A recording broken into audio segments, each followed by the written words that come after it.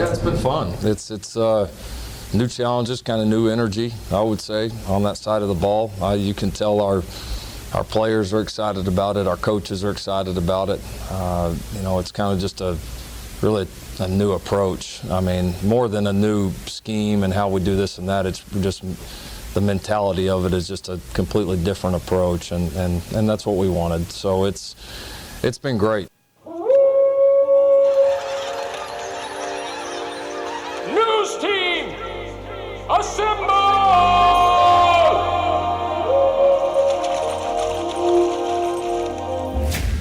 It's back and bigger than ever. It's the Unofficial 40 from Soonerscoop.com. Presented by the Choctaw Casino and Resort in Durant. Now, here's the entire Sooner Scoop crew. Carey, Josh, Eddie, and Bob. All right, we are back. We are here. It is time for the Choctaw Choctaw Casino and Resort in Durant Unofficial 40, where the entire gang has once again gathered as we just actually left Lincoln Riley's press conference, his pre-spring press conference. So plenty to talk about there, and we're joined by Josh Requistion, Eddie Radosevich, and Bob Przybylo. Once again, the Unofficial 40 brought to you by Choctaw Casino and Resort in Durant. Go check them out, ChoctawCasinos.com. If you're looking for a nice little getaway weekend, it's warming up out there, so it's time to get out and about. Go check out Choctaw Casino and Resort in Durant, a great sponsor of the podcast. All right, so we've got plenty of audio to play from Lincoln Riley today. Let's just get started before we get going. The nuts and bolts of it all. Injuries, who is going to be out for the spring? Lincoln Riley covered that early in his press conference today. Guys that'll miss spring practice because of injuries, expect all these guys back pretty quickly. Some of them are guys that were right on the edge but not quite ready to go. Creed Humphrey, Robert Barnes, Jordan Parker, Jalen Redmond, Starlin Baldwin, and Michael Anderson. Those guys will all miss spring practice. They're all able to do quite a bit physically right now, but getting out and going full speed in a football practice here is not. They're not ready for that right now. But expect all of them back soon. They're all on schedule. None of these were unexpected. A couple of postseason surgeries with Creed and with Jordan and with Michael Anderson that are progressing nicely. Rest of the guys were guys that we fully expected would be out at this point. But I think other than that, on the injury front, guys are doing well.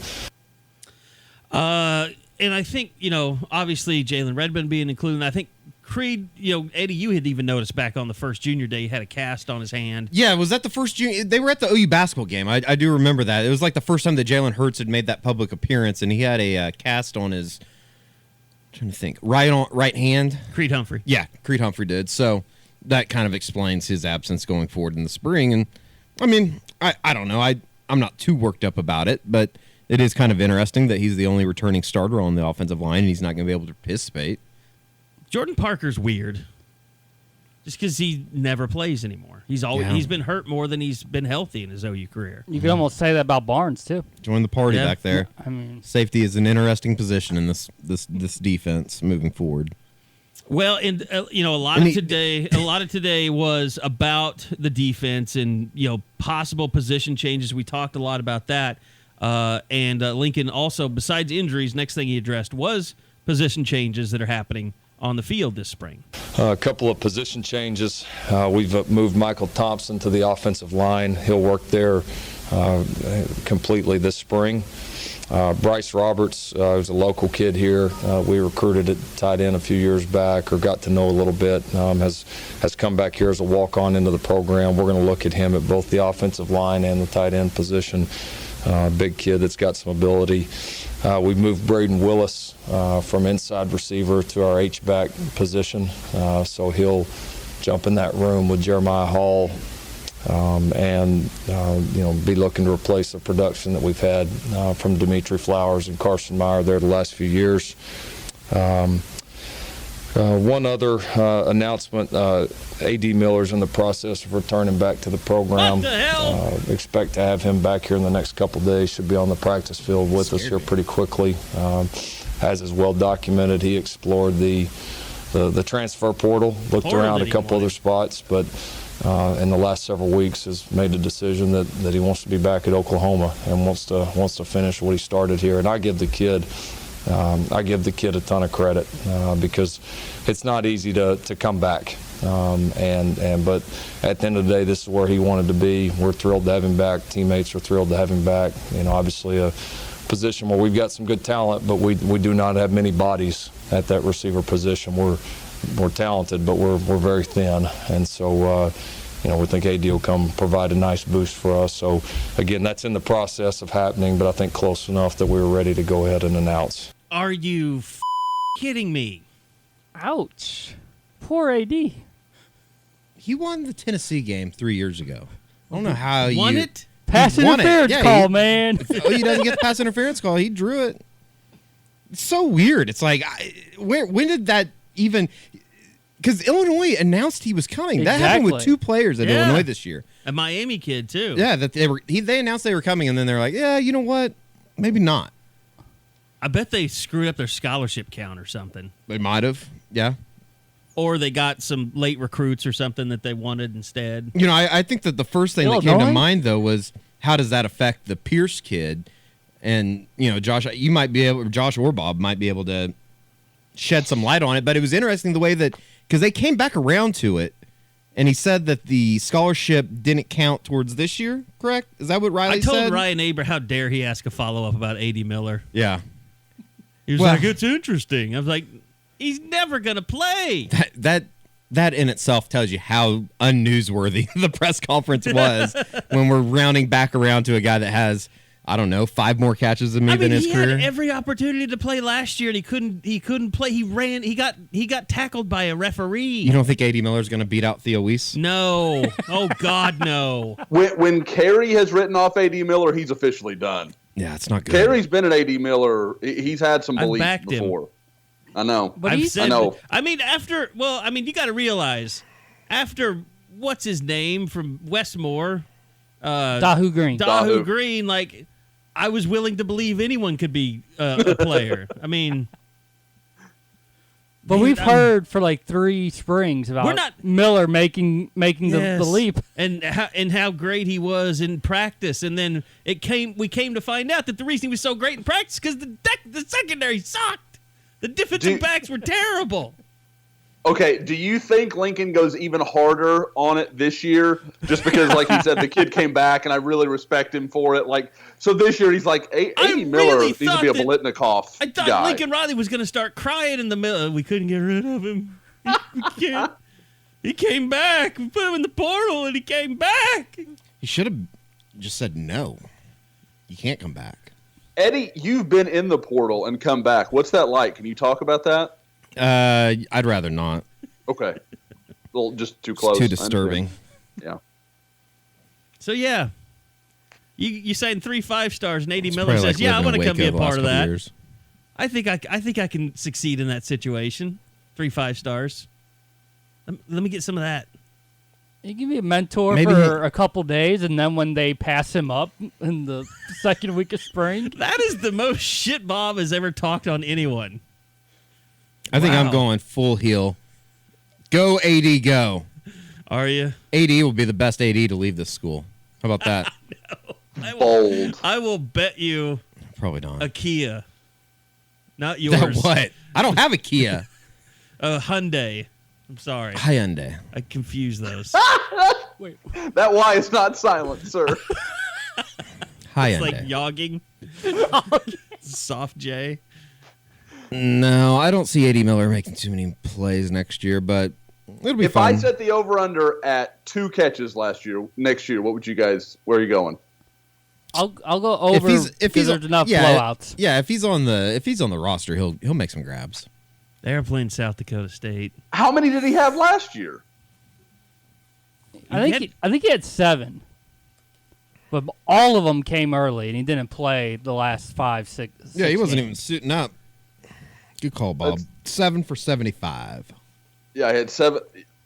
He does have a career high of 12. We are burying the Cliff. lead here, though, because Eddie Ardosevich, by the way, happy birthday yesterday. Thank you. I appreciate it. He has his man crush is Braden Willis, and he will now be the next great H-back at the University of Oklahoma. Apparently. And that tells me everything you need to know about the Jeremiah Howell experience, right? I was fixing to say, has he entered the portal now? Well, I mean, they only have two guys spit there. him back out. Well, it just sounds like they want two at all times. They had Meyer and Hall. Now they need Hall and someone else. And you got Lee Morris, Calcaterra. They're not moving. No. So the most logical thing is to have Willis take He's over. going to be a beast. Yes, he is. Although Lee Morris doesn't have his boy throw to him anymore. Well, his boy might be coming back. Superpowers. His boy might be coming back to OU when he gets kicked out of the NFL. For what? Poor leader. I don't know what. Being a poor leader, yeah. Poor leader, whatever you want to make up. I'm sure Charlie Casserly's over it. I said this morning, and you guys might disagree with me, but when I talk about the elderly being beaten at retirement homes, Charlie Casserly is exactly who I think about. Do you think that he should at least get to take his glasses off first? Is this really going to be No, I'd hit him in the bash- face so his eyes get cut by the glasses. Is this really going to be a bash session on Charlie Casserly? You don't think there's No, any I mean, chance that we he don't- might have been right to some degree? No, or do you I think this is a smear campaign. I think it's a little bit of a smear campaign, but nobody has But we ever said said this. that. We talked about this. For 2 years. I feel like nobody ever listens to us. We've been saying this for 2 years that Kyler Murray's kind of a cocky little prick.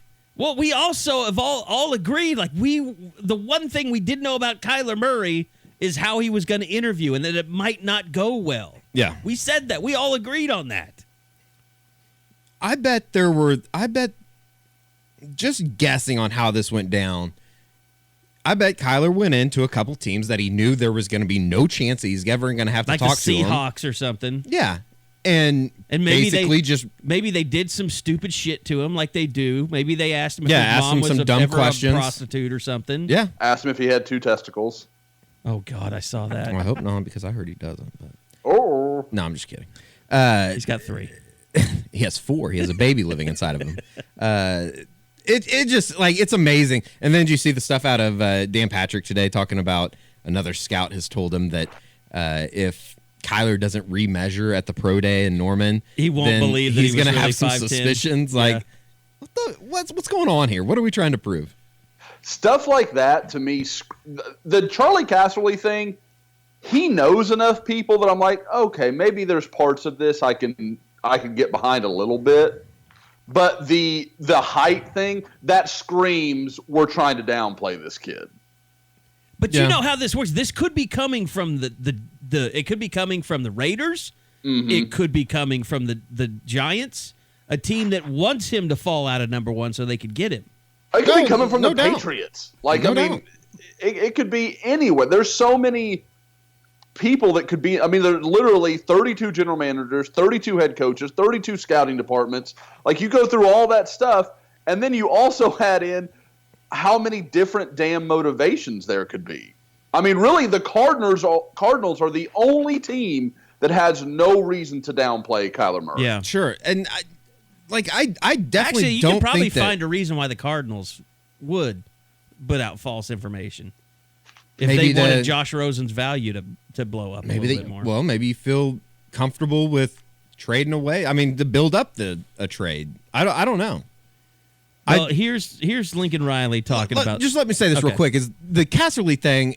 I don't think that what he said, and it's not even like he's been catching a lot of shit for it, and obviously so. But like he's just passing along what he's been told, which I understand that part of it. But the way that he said it just came off very condescending to me. But it's gotten petty too. Like Pro Football Talk, like literally came after Charlie Casserly, like really, as if I he mean, were I didn't see somehow that. irresponsible. like Florio or.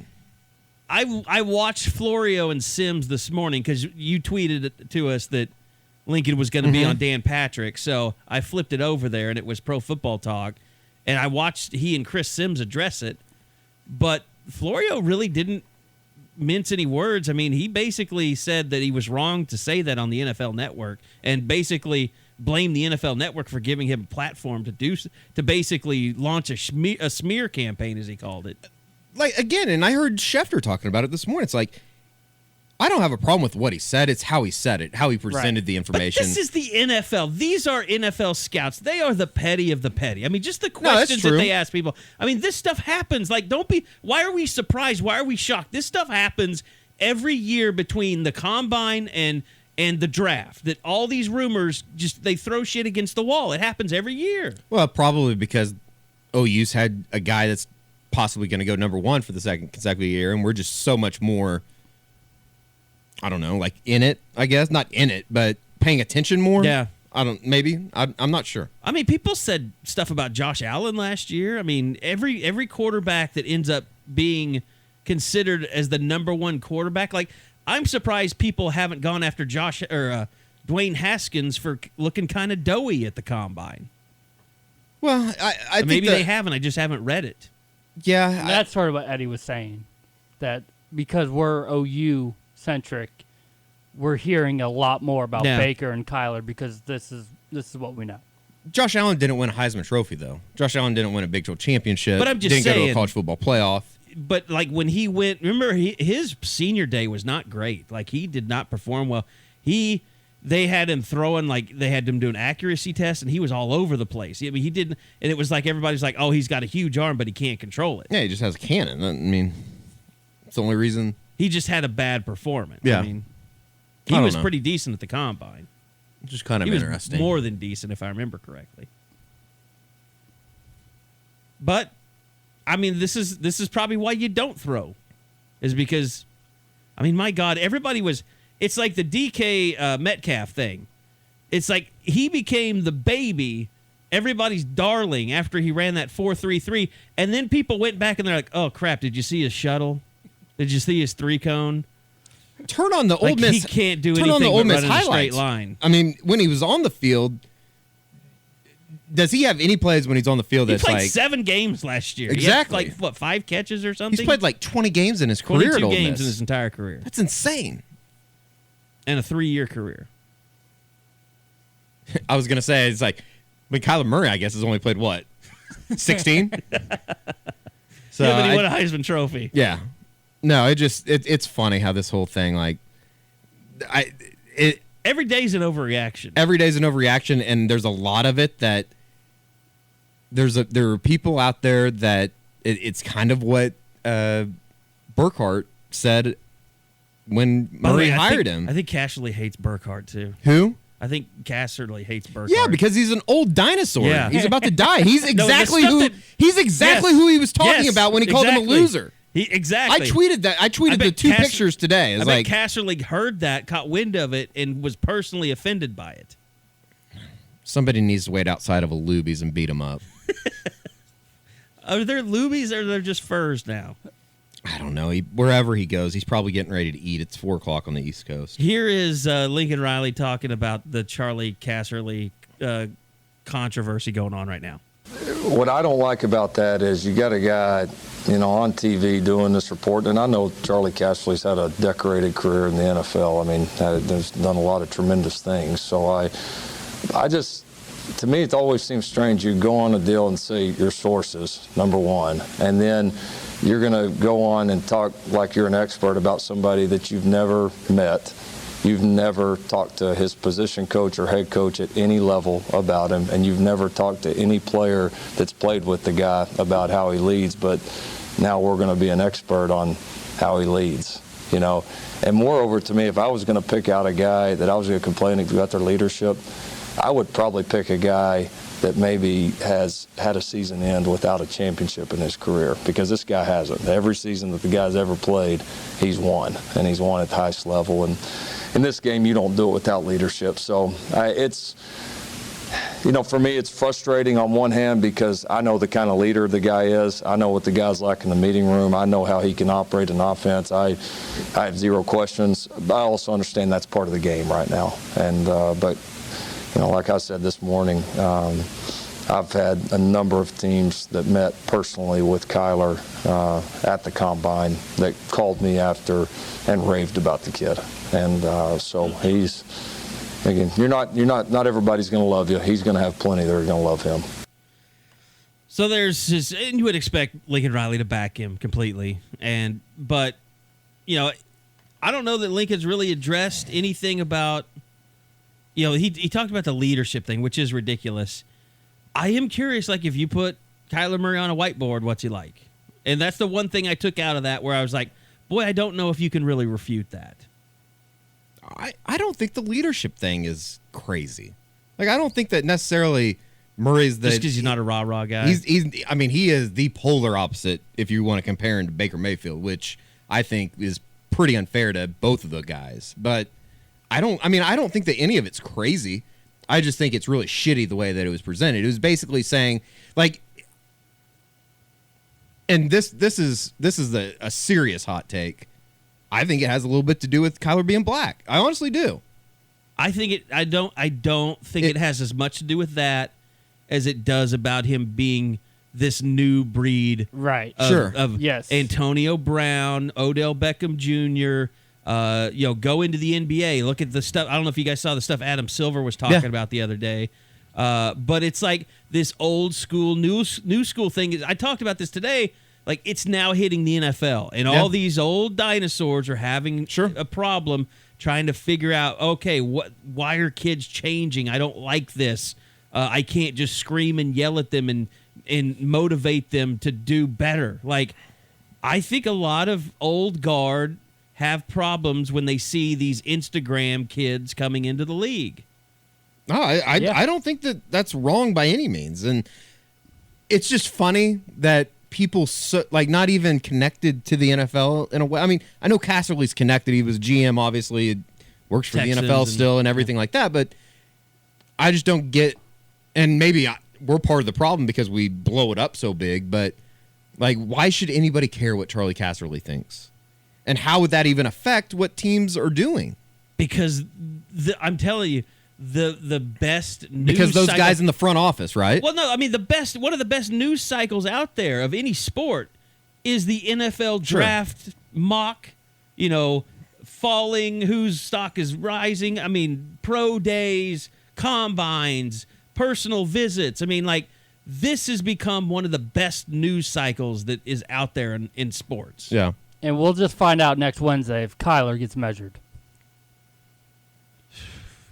Well, I guess we'll have to show up early because they start measurements even before when we're checking in. They're starting. They do measurements before even people get there. Really, usually, yeah. Here's a question: what does somebody asked me, and I didn't really even know. I don't know how to respond to it. But does Kyler need to throw? Does he absolutely have to have a pro day? Yeah, I think he needs to. Yes, he needs to throw. He needs to have a pro day. I'm not saying that he doesn't. I didn't have a good reason on.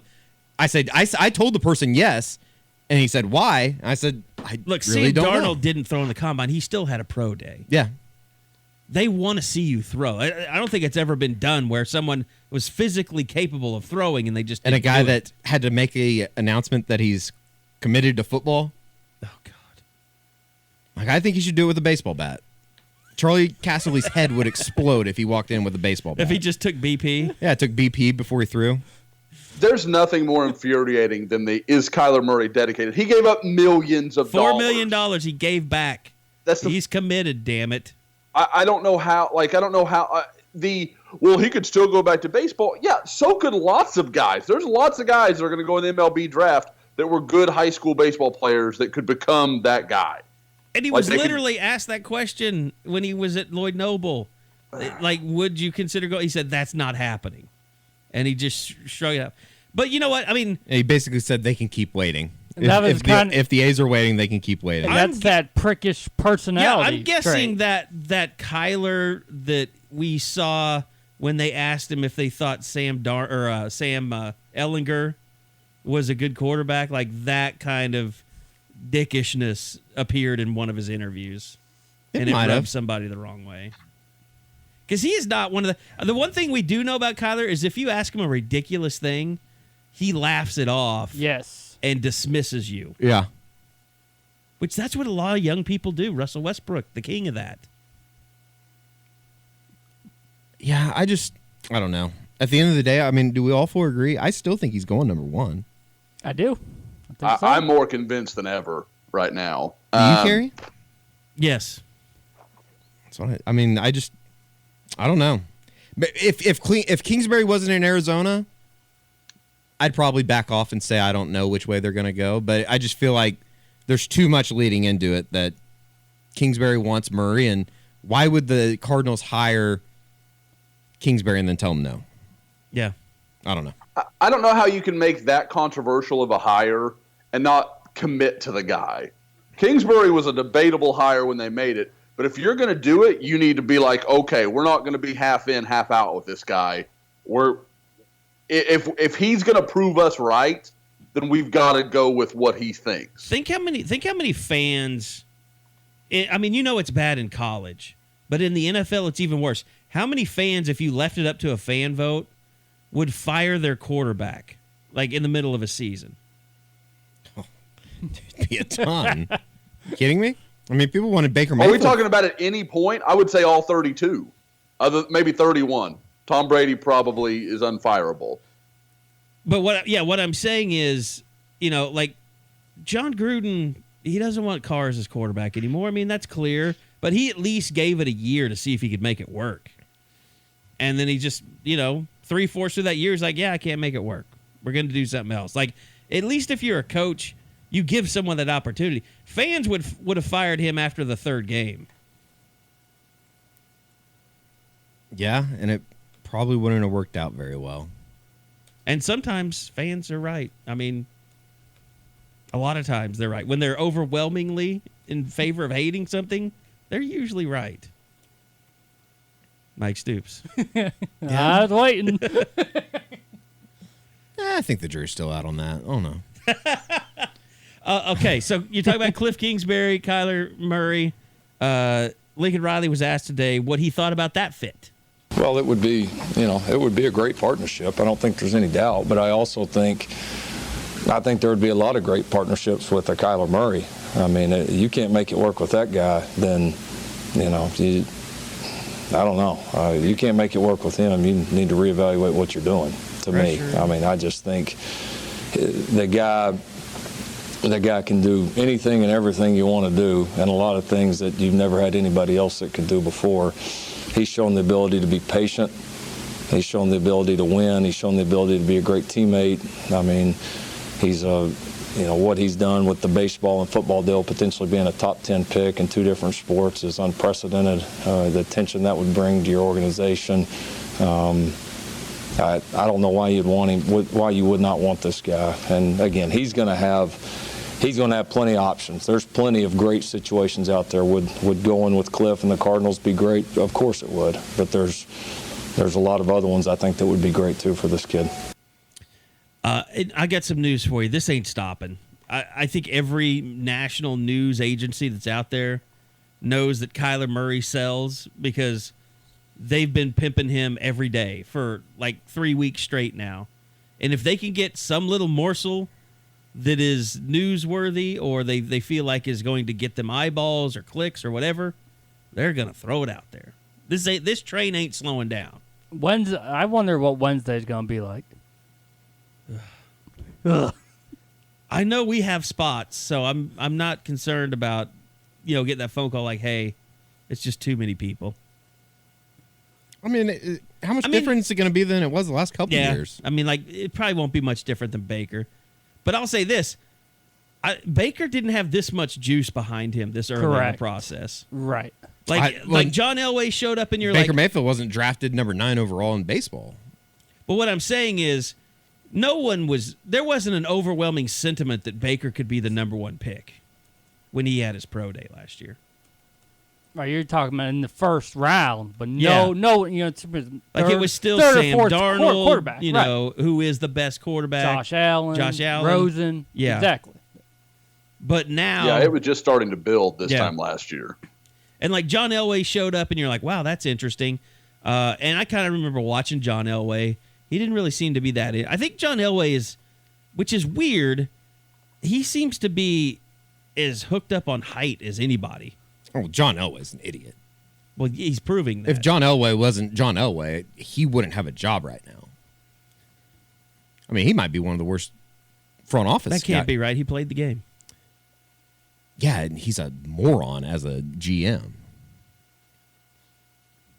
But he played the game, Eddie. Maybe he'll start. He knows way more than everybody else. Yeah, maybe he'll start a donor site. So anyway, yeah, I mean, it'll be crazy. I would be surprised if you did not see, like, Pat Shurmur. The Giants have the height restriction, supposedly. But Shurmur's a guy that is made... I mean, their GM is on record saying that basically they're not interested in Murray. Smokescreen.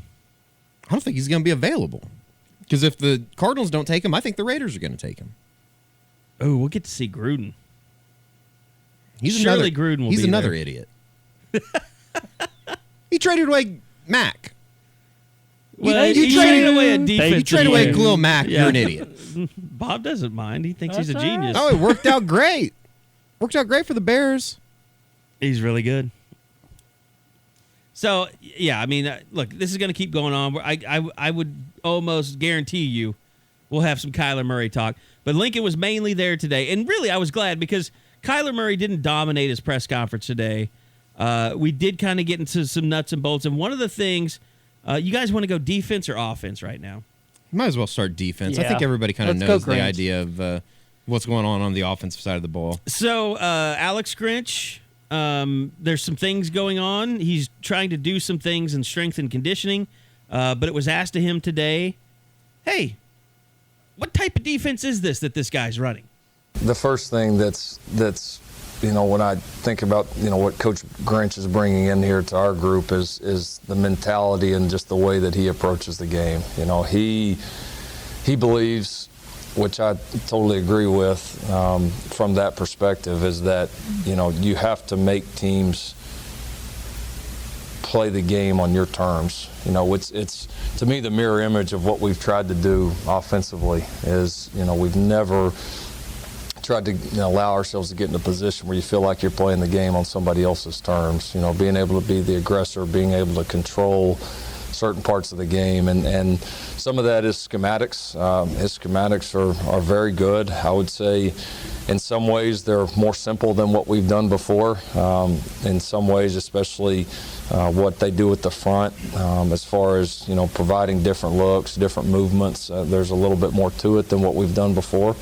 The biggest thing, though, is the mentality that he preaches and the way those guys coach. And so, I think our players have been able to feel the difference there a little bit. And for young guys, for young people, a lot of times any kind of change, normally there's kind of a renewed sense of energy with that. That's not new. We assumed that would happen, but we know too that there's going to be results, and I think everybody feels that right now. So it's.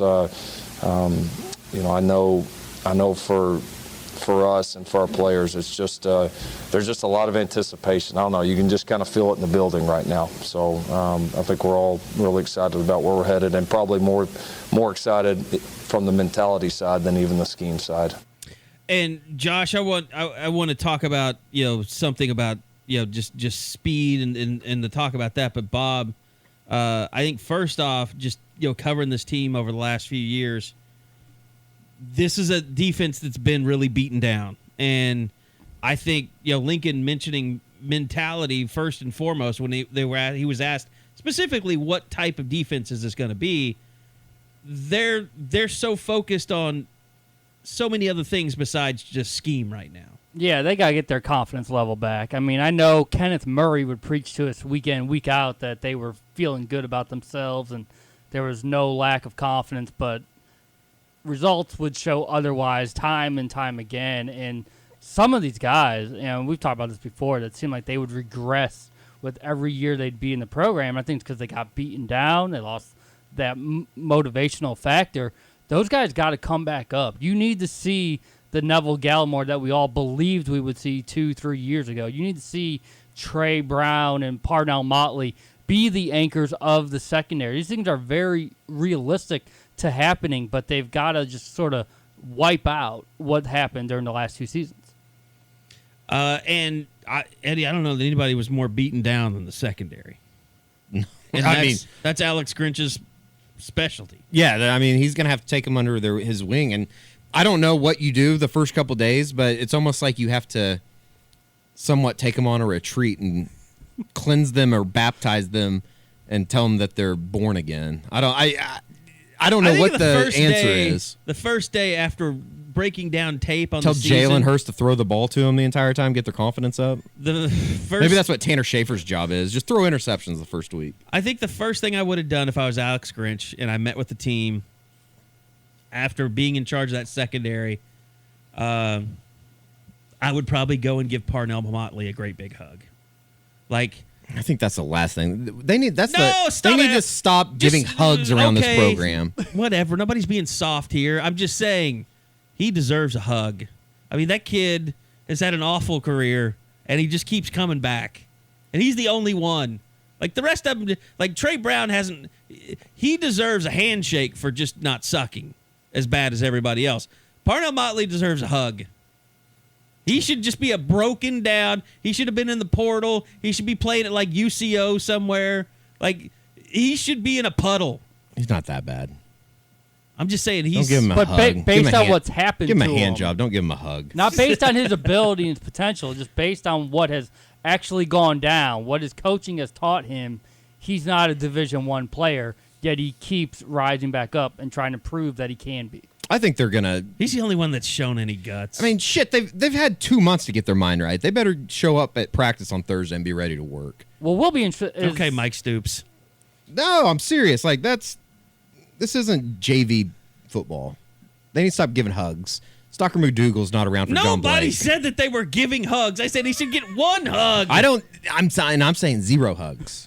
Do we have a clear-cut idea of who's a corner and who's a safety? Hell no. Or is that going to be part of the fun part of spring here? Well, and that's what I asked Lincoln Riley about, how much experimentation is going to go on. And I thought he kind of gave an interesting answer in that, I asked him, when you bring in a new coach like that, is it good because you can get another set of eyes on him and say, okay, this is how this guy fits into my defense. I want to move him here or move him there. And we kind of had a little extended conversation at the end of the presser. I think that was part of it. And when I first started the process of looking for a new coordinator was because you need to have success early. I mean, let's just call it like it is. I mean, nobody would have became the believer around here that they are in our offense if we wouldn't have had success in 2015. I mean, it is what it is. And now you expect it to grow throughout the years, and I think that's reasonable. It's not going to be perfect in the beginning, but also feeling like we got a chance to have a really good football team right now. And so I felt like, looking at our skill set and then comparing with what I'd seen on tape from what Coach Grinch did, that we had some of the guys that can make his system work and that we could consistently recruit guys that can make his system work and maybe make it even better. And and I think in our initial talks, we both felt that way. And so, and it's been fun to see our players, kind of response to that. Some of the changes that they see on tape, kind of the whole thing of what we want it to look like.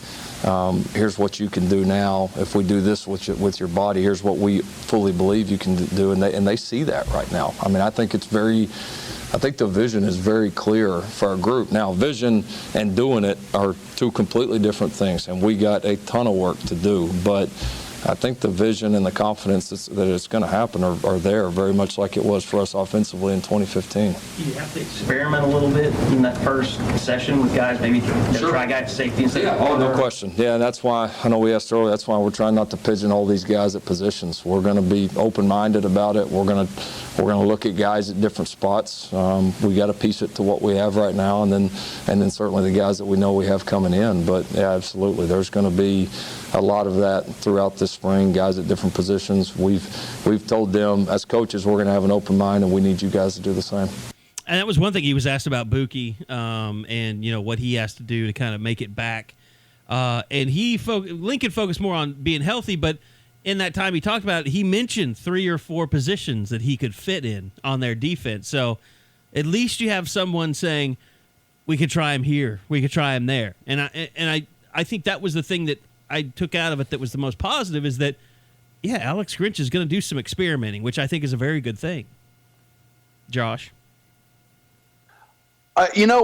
When you watch what he does on tape, and I said it last week that I think for the first time in a while, even knowing almost nothing of what OU is going to do personnel-wise, how they're going to move some guys around, what's going to play out, I can see some ways this works fairly early on. I mean, like I said, it's not going to be perfect. Anybody expecting Alex Grinch to turn this into like a top 25 defense next year is just not being realistic. But, I mean, it's an attacking style of defense that wants to really make it about speed and athleticism, and just we're going to try to force mistakes. There are guys in that especially in the front seven that can make that happen. That I see some ability there, and I don't think there's any better case, and I know OU fans will go crazy, than Kenneth Murray. There is so much about him that if he can just go to the ball and not have to think about things, not get mentally locked up, when you've seen him in those moments, he's been really good. It's all the other stuff that tends to leave him hanging. So we'll see what happens. But, yeah, I think there is cause for some optimism. But, of course, we'll have to see what they do because, like I said, and like you guys have already talked about, even in the defensive backfield, there is no clear-cut positioning for a lot of these guys. I'm still on the Trey Brown safety bandwagon. I think he could be great there. No. And that was something he's the only guy in the secondary that has shown a real pulse in the last 2 years. You cannot move him away from the place he's actually been good. And that's something that Lincoln brought up is that Robert they Barnes want to and get Jordan bigger. Parker can't play there. They want to get some length. They've worked so hard, and that's basically a way of saying Carey Cooks want a bunch of small guys. They got to start getting bigger. Show me some Credell, then maybe I'll stop it. Well, I mean, Bob, and you know as well as me, just look at the offers that Oklahoma's making in the secondary. Exactly. I mean, I know we've talked about it a lot on the board, some here on the pod. I mean, they have, as I look at their cornerback offers, there's only 2 guys below 6 foot on their cornerback offers right now. And those 2 guys, I'm pretty sure were Carey Cook's offers, and I'm going to bet they couldn't commit to OU today if they wanted to, and that's Clark Phillips and Luke Hill. I mean, you look at the recent one to Jalen Kimber, Dante Manning, Ryan Watts is like 6'3". And then you go at safety. These are big, long. Bryson Washington, 6'3". Xavier Alford, 6'1". Jacoby Covington, who I think we all feel like is in OU maybe one of their more likely commitments right now in the 2020 class. That's a 6'2" guy that I had a chance to see in person that has all the length in the world. So, I mean, there's a clear model in the secondary. They want long guys that can run. And, I mean, I know that sounds really obvious, but when you look at what Carey Cooks did, his whole idea was, I want a guy that can move his feet and he's pure coverage, and I can leave that guy out there. But, I mean, no matter how you want to argue that, it didn't exactly go the way I'm sure Carey intended it to. Well, there's no doubt that they were reacting to a time period when they had bigger, slower guys, and they were trying to recruit quicker, smaller guys. Well, they were trying to recruit quicker guys, but the only ones they could get were the smaller guys. Because we all know, if you're 6'2" and you run a legit 4.5, those guys are hard to get. At least they were for Oklahoma. I've done some research this week, and I think there's a lot of guys that run 4.5s in high school. I graduated with a couple. Don't do it. Don't do it. 4.5. I graduated with a couple, Josh. I spent my whole of Tuesday and Wednesday Monday and Tuesday screaming about this. Damn it. I love it when Josh goes on a Twitter holier than thou rant about. I mean, you're right. The problem is I'm right. You're right. You're exactly right. But it's just it warms my heart to see you, because I know you. I've known you forever, and you love. I would not say that you are a boisterous person or a braggadocious person, but when you know you're right, you will tell everyone to S my C. I know what I'm talking about. Suck my is what you're looking for there. Yeah, absolutely. I like, and you're right. Like I'm not someone. But I love the people that will come to me and be like, You're wrong on this. Yeah. It's like the literal thousands of high school practices that I've been at, the hundreds of high school coaches that I know. I mean, that's the thing. I've got coaches at big-time programs all over Oklahoma, Texas, even got one from Louisiana, like DMing me, being like, you don't know how right you are about this. Like, we have to deal with this all the time with these kids that show up and their parents and everybody else that think they run 4.5. And if it wasn't for our handheld watch, they damn sure don't run 4.6, much less 4.5. So, and then the guy was one of the guys that was primary, and he was a nice guy. Like, I mean, it kind of ended amicably, but it was just you don't like, and if you have an enrollment of 250 high school kids, I would lay almost everything I own that you don't have a 4.6 kid in your high school. Now, there are places like Millwood that are an exception to the rule. But it is so stupidly rare, it's not worth talking about. It's almost like saying, how often does a Ronell Lewis happen? Exactly. Where you have a tiny school and some guy that comes out that is like NFL caliber athlete. Though you recruited some of these high schools, maybe we'd see some more. Yeah, because they don't stick out like a sore thumb. You just never know. They're not going into state anymore. There's a kid down at Calumet. Is that an Oklahoma town? Calumet? Yeah. Yeah, they're a basketball powerhouse. Okay. We're done. God, of course Bob knows. You want to talk about Morrison? Bob, like 4A girls basketball, who's your favorite going into the weekend here? I don't know, Bob, girl. yeah, he really can't help himself. He's still tweeting out brackets for Oklahoma High School. Because they're OU targets. Oh, yeah, that's right. Kingfisher Heritage Hall kids. I did see that, and I was like, Bob, what do you... Oh, okay, they're OU kids. But you enjoyed that, though, didn't you? Forgot. Just good to see North looking to defend state. Oh, yeah. West taking Booker T on. Come on, Josh. I don't love the way that looks. I mean, you know, we're gonna hope for the Patriots, but we're really rooting for the girls this year. That I think that's where the money is. There is no money in women's basketball. I'll tell you that right now. I'm betting big on those lines, Eddie. Oh well, yeah. I mean, you can bet on it. I'm talking about profit, revenue. No, I don't. I won't say any names, but There's only losses. Eddie and I were both privy to some information about the OU women's hoops program today. Yeah, it sounds like there's some crooks over there, and not Sherry Cole. Not crooks, but thieves? Cancers. Ooh. Tumas. Teen cancers. Tumas. That explains why they're not 3-29 this year. All right, Sherry. By the way, let's take a moment and congratulate OU basketball for ending the streak of evil. They beat the Kansas Jayhawks last night. It warmed my heart a little bit. They thumped them. Not too many times that you get to watch Kansas getting their ass kicked. And not really care about doing anything about it. They're just not very good. Like even Bill Self just gave up. No, basically. Yeah, that's kind of what he said after the game. Three timeouts. He called us 3 timeouts and then he just quit. He's like, you know what? They're just not getting through tonight. Yeah. They're just not very good. Not a very good Kansas team. And that's okay. I mean, they're down, 3 starters, basically? Vic, DeSouza, DeSouza / Adidas. Yeah, they're down and, 2 starters in a bag. Well, and Azubuike. Oh, yeah. I wouldn't be surprised if Bill Self is out of there in the next... By the time they 2-3 play years. next year.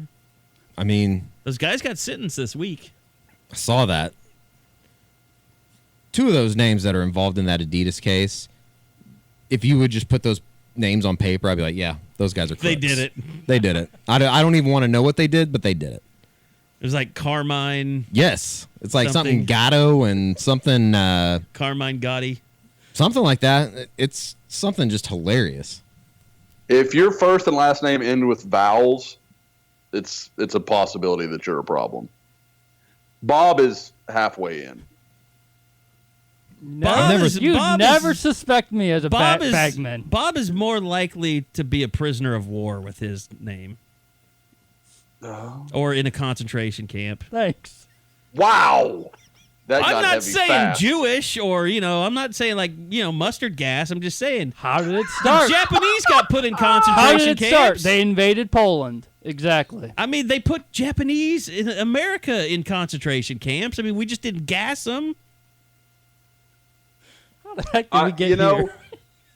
There are times when, like, you can clarify a point, and I think you make it better. I'm not sure that's where that one went. I'm not sure. Internment camps is what they were called. See, I don't want to get your stupid tweets.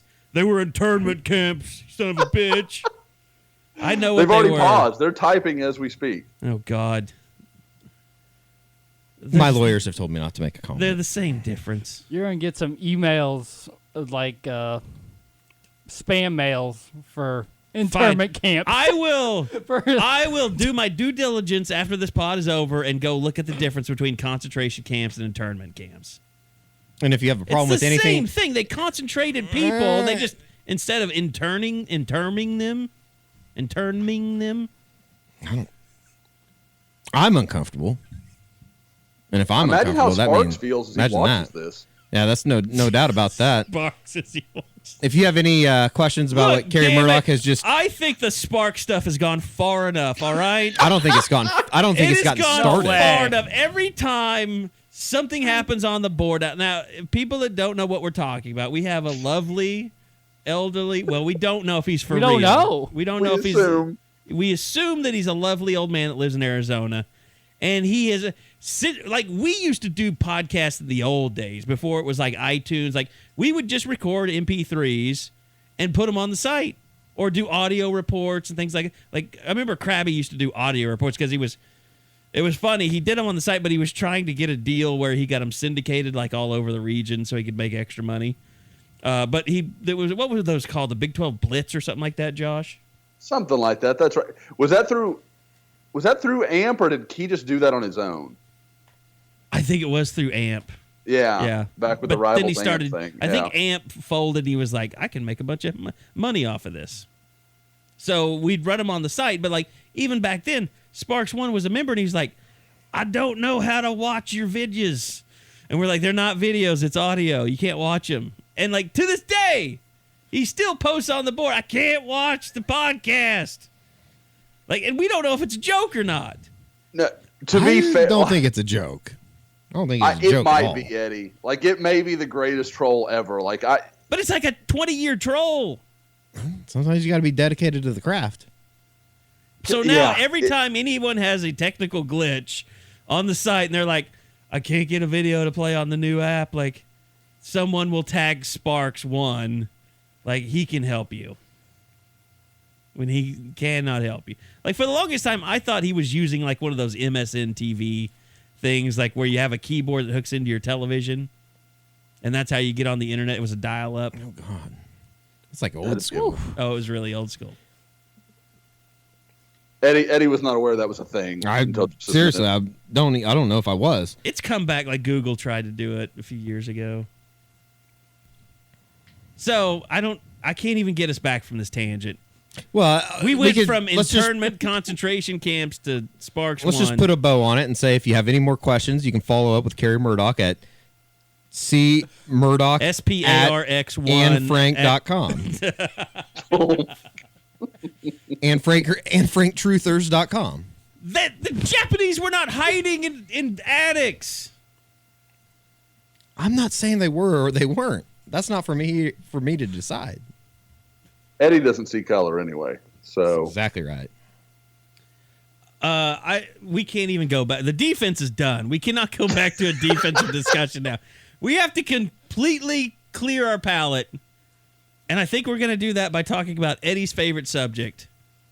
And that is summer fantasy camps for men. Somebody told me we announced that like the same night as The Bachelor or something, so maybe that wasn't the best thing, but maybe our timing could have been better. We got this idea. We did it back when we were at Texas Tech the last couple of years, and was really successful. Had a lot of fun with it. Was and something we had talked about doing here for the last few years, and decided this was the right time to do it. So it's one of those things, you know, in this business every now and then you have those requirements or things you got to do that you're like, geez, do I really got to do this today, or I got to give myself a little pep talk to go do this one. Well, no, maybe. Yeah, that's why I'm always late, Mike. But no, this one's a lot of fun for us, and it's a way to give a group of guys a experience that that you can't get anywhere else, and a chance to get kind of an inside look at what you do, a chance for people that are supporters of your program to come get to know some of these people here that are running the program, are so involved with it. And it was just a lot of fun. I mean, we had a lot of fun with it, and so we thought it'd be a great thing to start. We'll have a test run here. We're gonna have to cut off the number pretty early. We want to keep it a small number so we can make it a great experience for these guys. But yeah, it's already been the response has been pretty positive so far. And I think once the first year happens and word gets out of kind of what it's about, that could be one of those things that could become a nice tradition here. Year-round training for it. Oh, it'll start starting next year. I don't know if there's gonna be the testosterone moment that most guys want out of this thing, though, because they're not going to be full pads going up against each other. Too many liability issues. I would love to see some Oklahoma drill. I would too, and I think that they should involve some of the current players that don't play to just be able to knock the shit out of people that talk noise on the internet all the time. But testosterone. Those people don't have $2,500. That's exactly right. Bingo. That's exactly right. That's what I was just not to say. just throw away on a 2-day camp or whatever. No, unless they're not going to give Johnny a little Christmas, which it's not out of the question Johnny, for some we poors. need to have a talk about Santa Claus. Daddy's got a dream. I've always wanted to be a Sooner. When I left you and your mother, I said, Tommy, you listening? I'm trying to figure out where you're going with this. I want you to give me that pack of Marlboro Reds over there. Okay. When I left your mother, I told her, Cassie, you're a whore, and I love you. But I got to be a Sooner. I got to be a member at Sooner Scoop. I don't know where I'm going with that. I thought I would have had something. Do you want me to put a nice long bleep in there just to make people think that you said something genius? No, it's just one of those things. Like the 8 p.m. tip-off last night has really, really messed me up. And then I watched the Golden State game after that. And Kansas taking 45 minutes before they started talking to us. Yeah, that was they do that was a problem. I remember they do that a lot. That was a problem. Bill Self had a nice little. He said shit in the press conference. That was it was worth cool. it. It was funny. No, I think it is going to be funny. And Look, as much as I shit on it, we all know people that will throw away $2,500 to go to this. Sure. And as much as I shit on it, I would love to go watch just for 15 minutes to see what it's all about. Yeah. Can't be worse than Sooner Ball. I wouldn't want to be there for the photo I've shoot. never stayed for Sooner Ball. I've stayed to watch Baker Mayfield play Sooner Ball. That's right. A couple years ago. Yeah.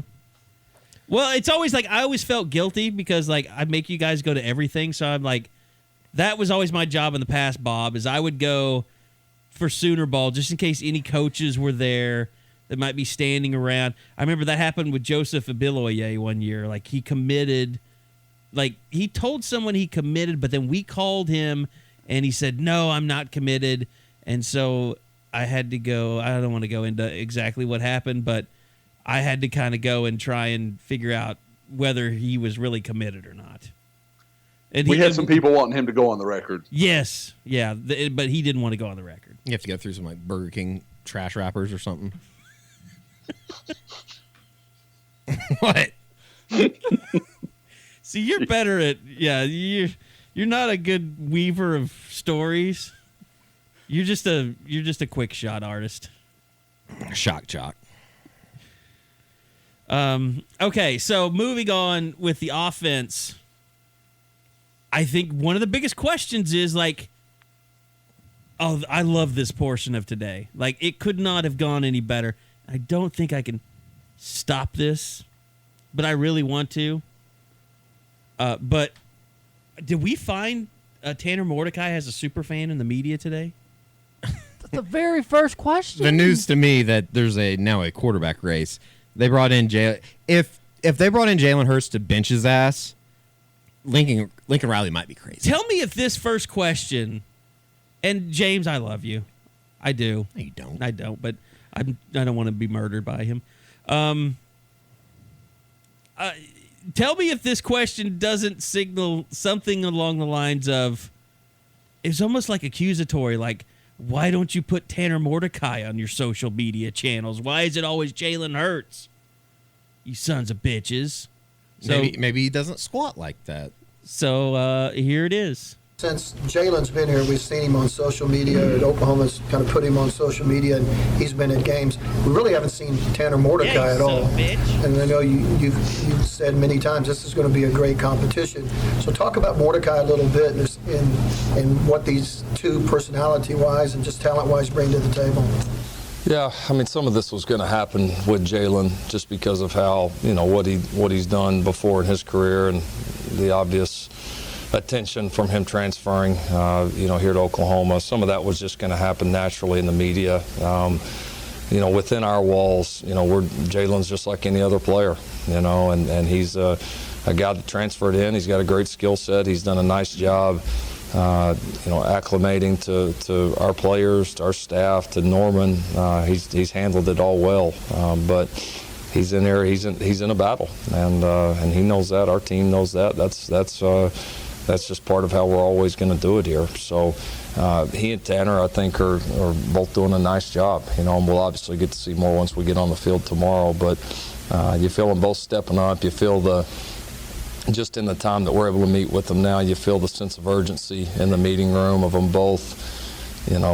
Both inexperienced guys within this system right now. You can feel them really pushing hard each and every day to get better. I know they're spending a lot of time up there on their own right now, working hard. But I mean, both these guys have great skill sets. I mean, they can both do everything you need to do to play the position well. So, and I think they're going to feed off of each other, and I think they'll be good for each other. The competition will be great. Jalen's been through a lot, which will do nothing but help Tanner and the rest of the guys in our room. And that's been a big deal in our room. I know we've had big names and guys that have done a lot in this sport over the last few years, but we've always had a competitive room and a room that it's competitive, but they also support and help each other. And you need that in that room, and I would fully expect that we'll have that again. Look, we've had this discussion a lot. There's a reason that Lincoln Riley risked losing Austin Kendall to bring in Jalen Hurts. Sure.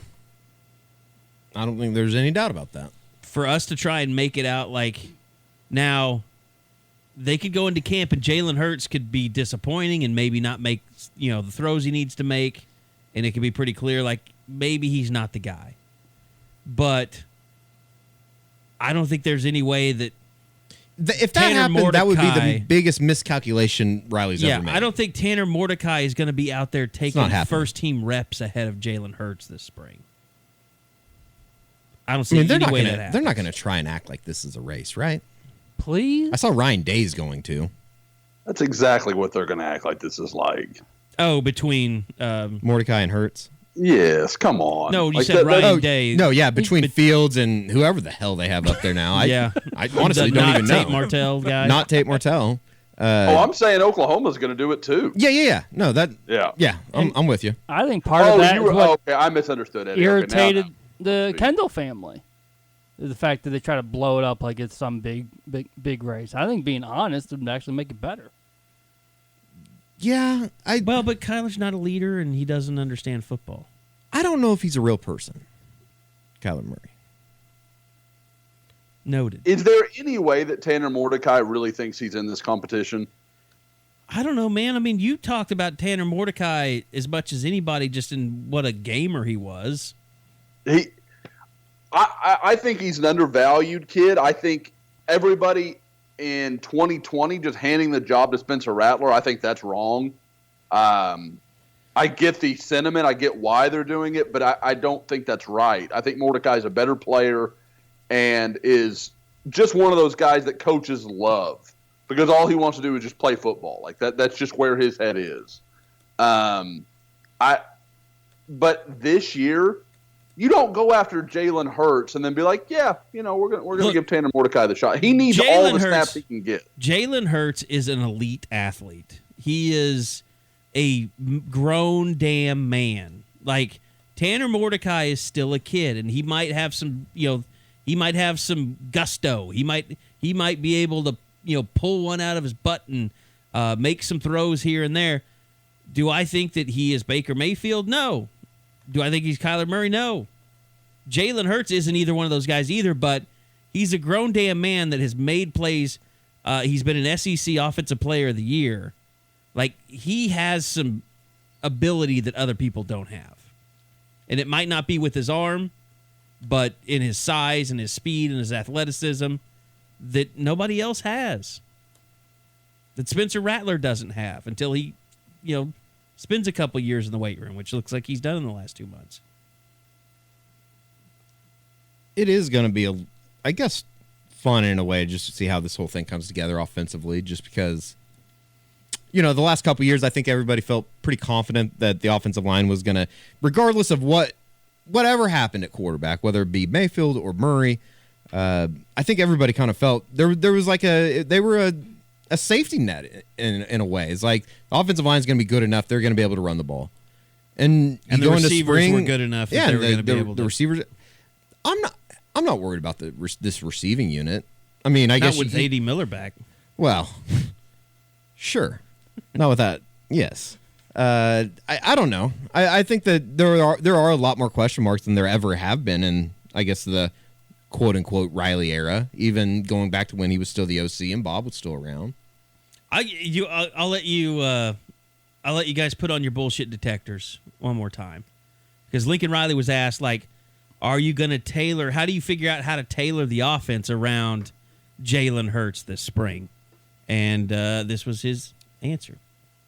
Yeah, we're jam packing them right now. That's kind of always been our mindset. Is we overload them a little bit early, get a sense for what they can handle, make it tough on them early, so there's a constant pressure on them to continue to learn it, improve, and obviously not only know their job but every other job on the field, and understand just from a bigger perspective of how the whole thing works, why it works. And then as we go through, just like we've always done, we'll compete. We'll get to a point where we feel like we're ready to have a starter. We'll do that, and then we'll start to tailor it to what those guys do well.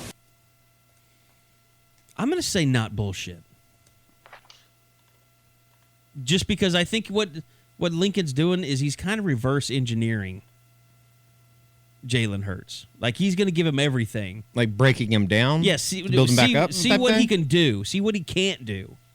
And then make a note of that and say, okay, this is our offense. Yeah, I'd probably agree with that. You don't think he has an idea, though, of... Oh, yeah, he does. He could do it that way if he wanted to, but it would be too obvious, and last thing you want is your only other scholarship quarterback. No, believe me. I mean, transfer. The last thing that anybody should be doing is second-guessing what Lincoln Riley's going to do with his offense. Yeah. Right. After the last couple years. He just said he's not at a point yet where he feels the need to tailor to Hurts. Yeah, they haven't even practiced yet. Right. I mean, makes sense. But no, I mean, you have to put on a show for Tanner Mordecai and his dad, who now apparently is best friends with James Hale, because, you don't want him leaving. But wouldn't being honest be a better way? No, because then you don't have a backup. Then Tanner Schaefer's your backup quarterback. Oh, let's be honest in saying, I don't think there's a college coach in America that's fully honest with his quarterbacks. No. And especially if it's a head coach, offensive coordinator. Hell no. Even if it's Bob, you think Bob Stoops was completely honest with all these quarterbacks? I mean, I do think Mordecai is in a more legitimate race for 2020 than 2019. I think he'll have a better shot. Although I still think Spencer Rattler will end up being the guy. At least he'll have another year in the program. I think you just tell him, this is Hurts' year, unless something happens, and you hope that enough. Look, I just think it doesn't matter. It's spring football. You have an offense. Let Jalen Hurts run it. See what he can do. See how much he can take. Maybe he'll surprise you by being able to do some stuff you didn't think he could do. Maybe they find out that there were throws. I mean, I'm sure Alabama never let him run the same offense that Tua is running because they just felt like they knew what he could and couldn't do. So, the other thing that is going to be tough on both of these guys, as we said at the very beginning of the pod, Creed Humphreys will not be participating in spring practices, which means they don't have a single returning starter on the offensive line. I don't even know who's going to be spring. center. I don't either. I don't know their backup center. They Is didn't have it one. Austin Wood's little brother? It's not good. We don't even know the kid's name. That's bad for me. I think it's Clayton. That doesn't sound right.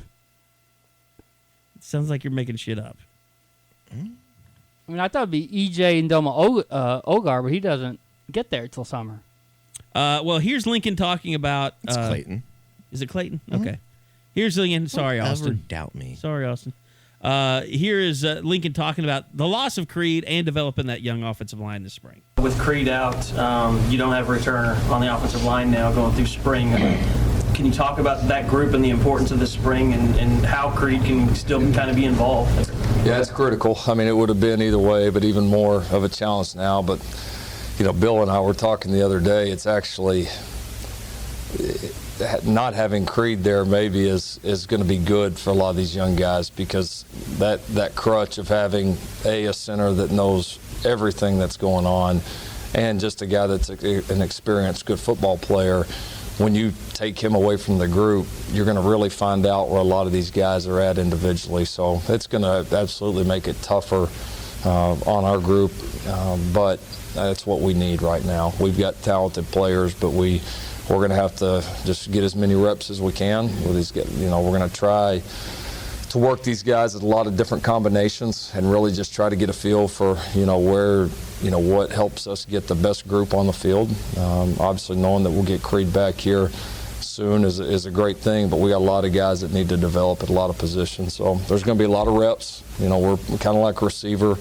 Those two positions right now are pretty thin for us. And so, but it's going to be a good thing because 1 million reps for those guys, a lot of chances to work. And again, you see the talent there. So we've just got to get them playing at the level that we expect both individually and as a group. And there is one guy that we, we kind of heard some rumblings, and we don't know really what to expect of him as a candidate on the offensive line. But that is former defensive tackle Michael Thompson, who is moving over to the offensive line. We knew that when we recruited him, even when we first offered Michael, it was first as an offensive lineman, and we ended up offering him and recruited him there at the end more from the defensive perspective. But we always felt like that he had the ability to play O-line, and I think when we got down to it, our numbers have been a little bit better on the defensive line right now than the O-line. Thought it potentially gave him a chance to contribute a little bit quicker, and just something that made the most sense right now at the time. So we're excited to see him there this spring. We think he's got some nice ability there. Let me ask you, Josh, what's the level of shock there for you? Well, I mean, it's something that I had talked to a few people about recently, and it sounds like, I guess just to answer the question, not a ton. I mean, like you said, there had been some gossip out there. You'd heard some stuff. It sounds like, and this, again, I like this from the perspective of it's clear to me that on defense they have an idea of what they want to be. And Michael Thompson at 330-plus pounds is not really a part of that. They want to attack gaps. They want to get upfield. They don't want a space eater like OU used to have at nose tackle. Under the previous idea, he works as a two-gap defensive tackle, just going to take up blocks. Michael Thompson can do that. But getting upfield and being a pass rusher at 320, 325 pounds, that's just not very likely. So I like it because they had to make a tough decision. They knew that if they moved him over there, they might just flat out lose him, but they knew that his future wasn't going to be on the defensive side of the ball for them. So I like it. I think it makes some sense. And And Riley's not wrong, because I know like Ohio State liked him as an offensive lineman. There were a lot of schools, I think you could even say a lot of the more high-profile schools that were involved in his recruitment from the beginning that saw him on the offensive side of the ball rather than defensive. Well, and I mean, Bob, just real quick, I know we're running out of time, but Adrian Ely, obviously a guy that a lot of people, have been waiting for to kind of have a breakout. We've seen him play some, but talk about real quick just some of the guys that'll be involved there, as youngsters to look for throughout the spring. It feels like there's 4 that are obvious, with Ely, Bray Walker at tackle, Tyrese Robinson, Marquise Hayes in terms of the guards. And then it's a crapshoot in terms of, like, maybe some of these older guys have started to do something. Maybe Eric Swenson has made the leap. Maybe David Swaby, who's about as tall as they get, maybe he's put on some weight and can actually do something to be productive. But, I mean, we talked about before, the depth at offensive line doesn't feel that great. The quality of the guys that they have is incredible. But if 1 or 2 of them go down, and we kind of see that, Creed goes down, you start wondering who's going to fill some of these gaps. So very curious to see if anyone just made huge improvements by leaps and bounds to where they go from an also ran, something like a Darrell Simpson, who wasn't really a part of any plans at all for 2018. Has he made enough strides to actually now be a factor moving forward? Okay. I think that pretty much covers most of what Lincoln Riley talked about, at least from the nuts and bolts today. There was one thing I want to hit on before we get out of here, and that's the recruiting angle, because Lincoln Riley really made kind of his impassioned plea to the fans about how important the spring game is going to be, even though everyone in the world is going to tell you how boring it's going to be and that they're not going to do anything, because that's the truth, actually. And it's going to be vanilla, and, they're not going to show you a whole lot, but maybe we won't have a, has-been country music star singing before it starts this year. So here's Lincoln Riley just talking about how important the spring game is going to be. Our fans, even though we didn't have the best weather day last year at all, our fans responded. We broke the spring game attendance record here by over 9,000, had 52,000 people at our spring game. We had a lot of big-time recruits on our campus last year for that spring game, and want all of our fans to know 11 of those guys right now are Oklahoma Sooners, and a lot of them were some of the most highly recruited guys in the country. And you go back and ask, like we do with these guys once we sign them, hey, what made the difference? What did we do well? We're always trying to find a way to get better. Every single one of these guys listed the atmosphere, the experience they had on their official visit last April at our spring game. It was a major factor, and we don't get all 11 of those guys without that kind of atmosphere and the great work that so many people did. Now, with that being said, a couple of things.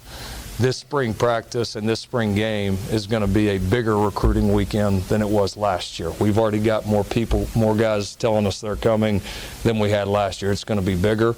I think we as a football staff, our administration, our media, everybody has really worked hard to look back at last year's spring game, say, hey, what did we do well? Let's continue to build on it. What can we do better for our recruits and specifically our fans to make that experience even better? And so we've got some really, really great things that'll be announced here in the coming days. But it's going to be a big time event for us, and we really, we had 52,000 last year. We need more than that this year. Period. And we're going to make sure we do our part to make it better for every single fan. We need our fans to be there to show our team, to show these recruits why this is the absolute best place to do it in the country. So it's going to be a big deal for us, and we're going to work hard to make it the very best that we possibly can. I did notice one tweet in particular from someone on the Scoop account while I was tweeting for the press conference today. He demanded that OU get J. Cole. Wait, really? Mm-hmm. I did not. I must have missed that one. Okay. I told him, well, if you want to pay over $100 for a ticket, you can get J. Cole. Just kind of strange. I think that's if you want to go see if you want to see J. Cole, go to a J. Cole concert. I think it's the only rapper he knew, or the only hip hop guy he knew. R. Kelly's not doing anything. Yeah. Well, you know, maybe you go, you could stick with the same model as last year and do like Bobby Brown. A lot of the mamas are going to dig that. They remember Bobby Brown. That's their era. So you get mom on campus, and guess who she brings with them? The recruit you wanted there anyway. And that way, I think there's somebody that's doing MC Hammer. Is it like Florida State? I want to say that was last year. Was that last year that they had them in Salt and Pepper? Vanilla Ice too. I think it was Vanilla Ice and Salt and Pepper. They could bring Vanilla Ice in, and not only could he could perform, but he could help them with the reconstruction. Who's that? Vanilla Ice. I mean, he's got his home renovation show. Do it yourself.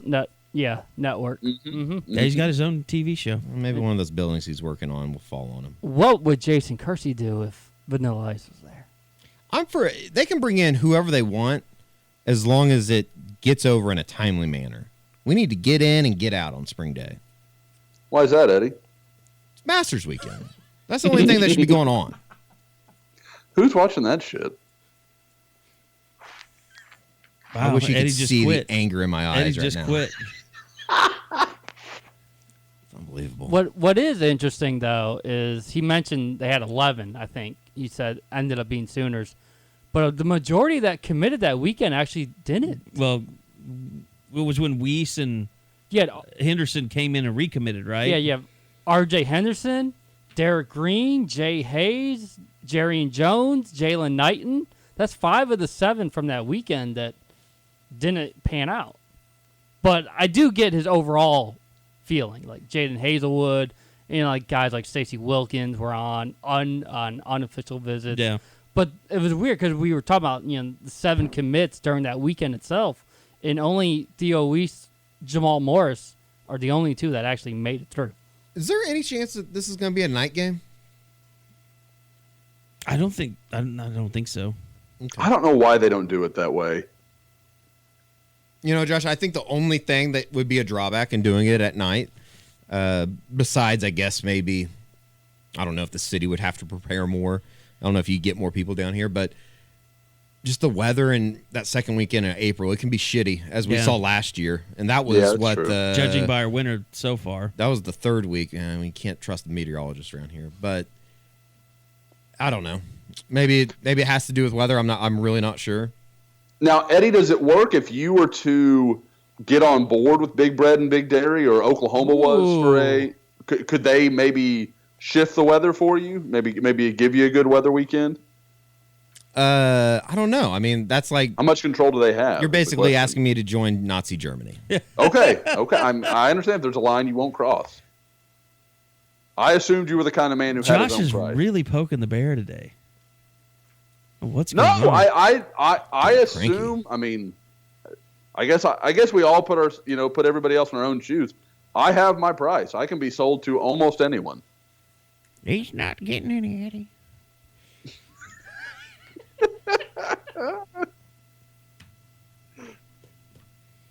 I'm out of smart-ass comments. I have nothing else to say. And I think this pod is over. Unless we got any jolting recruiting you want to throw out there before we go.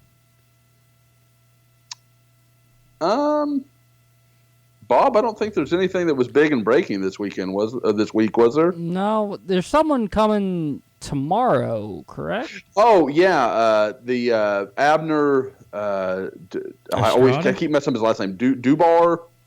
Is that right? I think. That's how I've been saying it. Yeah, I've talked to the kid a little bit this week.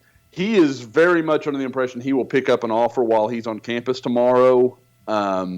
Another one of these guys, like we talked about earlier in the pod, 6'1", 6'2", can run. There's a lot to like. He tested really well at the Nike Combine last weekend, so it's just starting to pick up some steam. Actually picked up his first major offer. Carey Cooks at Texas Tech went ahead and made that offer. So who's that? Yeah. I know there's a lot of want to forget him. But no, so that's where things are getting interesting, and I know we're wrapping up, so I won't get into it a whole lot. But just Oklahoma is making a lot of offers in the secondary, and a lot of them are to guys that have very few offers, if any, that compare to Oklahoma. And how they kind of navigate that is does Alex Grinch find a guy he loves and says, I don't care who else is offered. I want that kid. I don't care. I'd take him just as easily as I'd take Vito Tisdale. Or is it good for Oklahoma to have some of the balance of a commitment from a guy like Tisdale or one of these other, highly recruited guys? That's going to be interesting to watch, because that's a core belief that coaches, in my opinion, either have or don't. I kind of want to watch how that goes forward. You know what Lincoln said today, which kind of makes more sense with their receiver commitments, is their biggest focus right now, Bob, is speed. Like, that's all they really care about. Like, and I think they might even go an undersized guy because they feel like Benny Wiley will put the weight on him.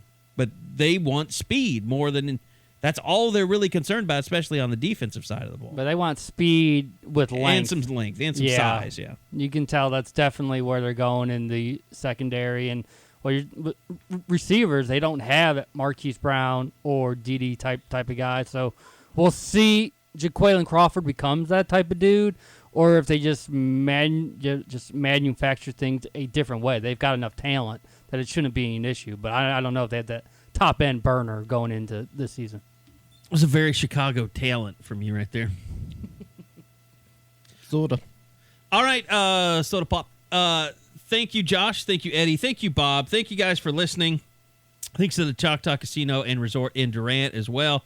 And that's going to do it for this edition of the Unofficial 40. We'll be back next week as we'll actually have been able to see some of the Sooners out on the practice field, do some interviews. Pro Day will be next week. I would imagine we'll probably be podcasting right after Pro Day next week. So get to see the madness that will be Kyler Murray and Pro Day and all those poor leadership skills that he apparently has. So until next time, thanks for listening. We'll see you right back here on the Choctaw Casino and Resort in Durant Unofficial 40 podcast on Soonerscoop.com.